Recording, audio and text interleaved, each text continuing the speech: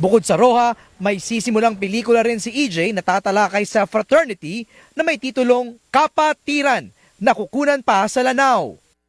Kwento siya ng isang estudyante na nangarap sa buhay pero pagdating ng Manila maraming mga elemento ng tukso. So paano siya makakasurvive dito? And doon napasok na siya sa fraternity. Yes, very very thankful and very blessed kami na yung pinaghirapan namin ay talagang matakilig ng mga viewers and yun, napaka-inspired lahat ng trabaho na yung ginawa. Ganoon naman talaga pag ginawa ko, pinaghirapan mo tapos hindi nag-i-shoot ka. So, napakasaya. Sarap sa feeling. Nagulat ka ba na from parang guest appearance lang humaba? Yes, oo. Nung in-offer sa akin yung kala ko special participation. And then binasa mo yung script, bakit parang ending na to? And yung character ko, si Lieutenant Marlon Areza,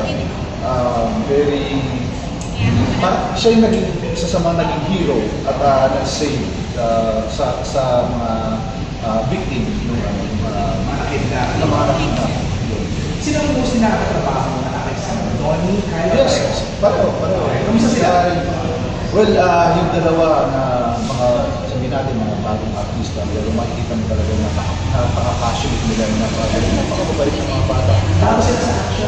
Bago sa action, and syempre ako bilang matagal na rin magawa ng action dito sa network natin sa ABS-CBN. And yun, nakakatuwa na nakikita mo rin yung sarili mo sa kanila na yung bata, nung baguhan ka, lalo sa mga fight scenes, syempre, pero ang bilis nila mag-adjust, nakakatuwa. And yung makikita mo talaga na very passionate yung si Kyle and si Donnie. Tuloy-tuloy ka trabaho mo, another action drama project. Can you talk to us about it? Yes, ito yung Kapatiran. Kwento siya ng isang law student na nag-aral mula sa probinsya ng Lanao. Pero nung pumunta siya ng Manila, marami makaka-relate dito. Dahil like ako, sabi mo bilang isa din na lumaki sa probinsya, sa pumunta ka ng Manila, iba't ibang tao na yung mga kasama mo dyan, lalo sa eskwelahan, pagdating ng kolehiyo.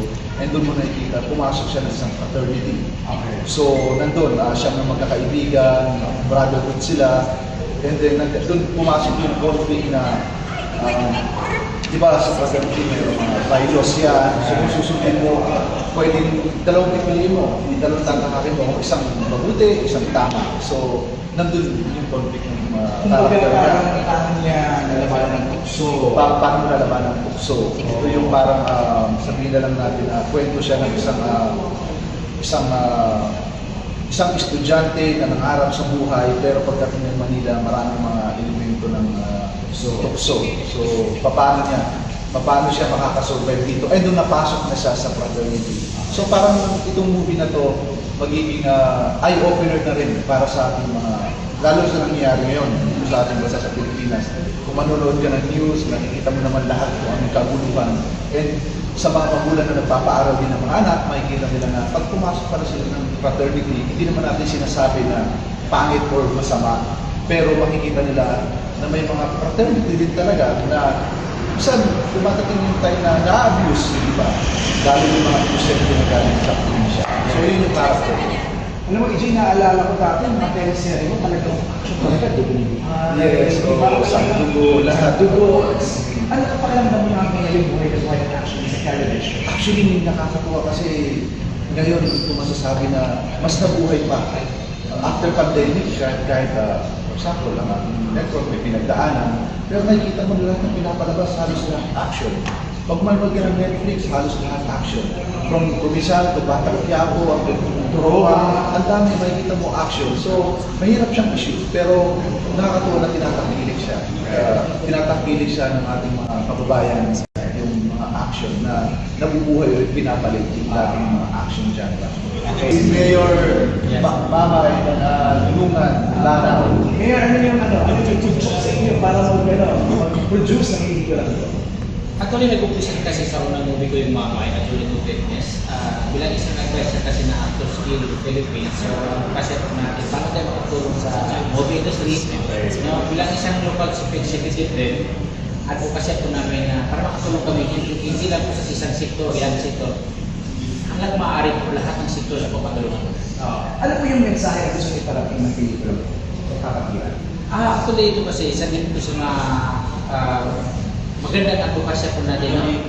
This inspiring movie natin sa time kasi unang-una ang target po natin yan, paano po natin mahayati yung mga isahe ng lahat ng pangyayari tulad ng sa mga estudyante, ano bang advantages at disadvantages ng pagsali ng fraternities or sa mga sororities. So at least ito, eye-open natin, no? Dagdag alaman, wisdom sa mga parents sa mga bata. Parang the good and the bad, The good and the bad. diba? The good effects and the bad effects. Yung mensahe talaga yung inaabangan dito, yung mensahe para sa ating mga viewers and of course, sa lahat ng mga estudyante, sa lahat ng mga magulang, para sa kanilang mga I know, mag-shoot pa lang kayo, Miguel, simulan niyo pa lang ito, cast review pa lang tayo, pero may mga plans ako for international screening or screening, yung mga ganun na ba yan, as early as now? Actually po nagkaroon po kami ng mga meetings, na prior meetings with organizer ng international screening po. So isa po sa target natin na paano po tayo masali sa Manila International Film Festival. Oh, okay. Saka sa Cannes International po. Next year. Yes. MJ Felipe, ABS-CBN News.